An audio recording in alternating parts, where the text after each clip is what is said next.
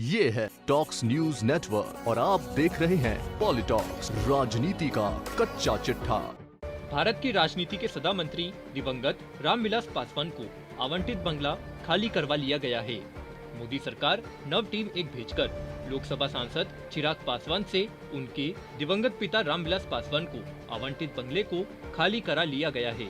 1989 से केंद्र की सभी सरकारों में मंत्री रहे पासवान तभी से इस बंगले में रह रहे थे। हाल फिलहाल में इस बंगले का उपयोग पार्टी की संगठनात्मक बैठकों और अन्य संबंधित कार्यक्रमों के आयोजन के लिए नियमित रूप से किया जाता था।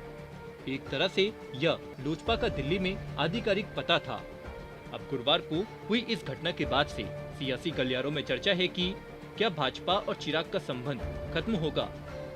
बंगला खाली करवाए जाने के बाद भाजपा से चिराग की दूरी बढ़ना और तेजस्वी यादव से नजदीकी बढ़ना तय है। आरजेडी सुप्रीमो लालू यादव भी कई बार कह चुके हैं कि चिराग और तेजस्वी को साथ आना चाहिए। ऐसे में अब चिराग पासवान के अगले कदम पर सभी की नजरें टिकी हुई है। आपको याद दिला दे कि लोक जनशक्ति पार्टी के नेता चिराग पासवान ने पिछले बिहार विधानसभा चुनाव में एनडीए से अलग होकर चुनाव लड़ा था, लेकिन चिराग ने भाजपा का विरोध नहीं किया था। जबकि चिराग ने मुख्यमंत्री नीतीश कुमार की पार्टी जदयू के सभी उम्मीदवारों के खिलाफ अपनी पार्टी के उम्मीदवार उतारे थे और जदयू की हार सुनिश्चित करने की कोशिश की थी। हालांकि भाजपा इस बात से इनकार करती है, लेकिन जदयू के नेता मानते हैं कि भाजपा के कहने पर ही चिराग ने जदयू के खिलाफ उम्मीदवार खड़े किए थे। अब कारण चाहे जो हो, लेकिन चुनाव हारने के बाद नीतीश कुमार ने भी संकल्प करके चिराग को एनडीए से दूर रखा और उनकी पार्टी तोड़कर 5 सांसदों का एक अलग गुट बनवा दिया। वहीं दूसरी तरफ लोजपा में मचे घमासान के बीच चिराग पासवान ने भाजपा से अच्छे संबंध बनाए रखे। बिहार चुनाव के दौरान चिराग ने खुद को पीएम मोदी का हनुमान बताते हुए कहा था कि और मुझे प्रधानमंत्री जी की तस्वीर का इस्तेमाल करने की जरूरत ही नहीं है। मैं उनका हनुमान हूँ, मेरे दिल में उनकी तस्वीर बसती है। किसी दिन होगा तो छाती चीर के भी दिखा दूंगा कि मेरे दिल में मेरे प्रधानमंत्री बसते हैं। बट हाँ, तस्वीर लगाने की जरूरत मेरे मुख्यमंत्री को जरूर है। वो जरूर लगाएं तस्वीर। क्यों? क्योंकि निरंतरता में मेरे मुख्यमंत्री ने हमारे प्रधानमंत्री जी का विरोध किया।